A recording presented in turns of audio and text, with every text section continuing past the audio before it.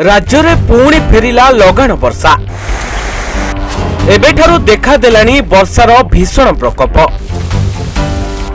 उपकूल ओडिशा सांगकु छेचिब पश्चिम ओडिशा। वर्षा सांगकु बढ़िब बिजुली और पवनर बेग। आज रातिरु राज्यर अधिकांश जगह बढ़िब वर्षार परिमाण। दीर्घ दिन धरी राति और दिन तापमात्रा वृद्धि पर एबे राज्य को पुणी फेरुची वर्षा। आर प्रभाव वर्तमान ठारू अनेक जिले में देखा मिललानी। एमतीक उपकूल ओडिशार केन्द्रापड़ा और जाजपुर जिलार किछि जगह वर्तमान ठारू वर्षा आरंभ होइतिबा देखा मिली।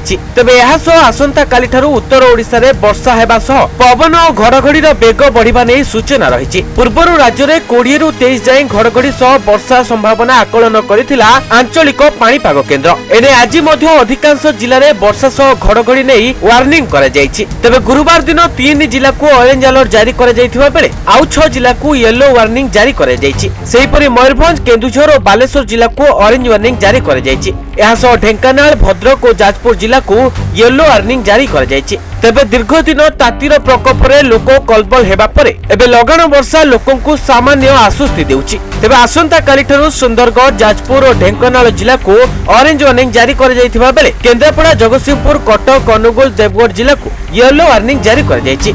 सेहिपरि 22 और 23 रे मध्य और उत्तर उपकूल रे वर्षा हेबा नै आकलन करिछि पाणीपाग विज्ञान केन्द्र। Bureau report, news 95 Odia.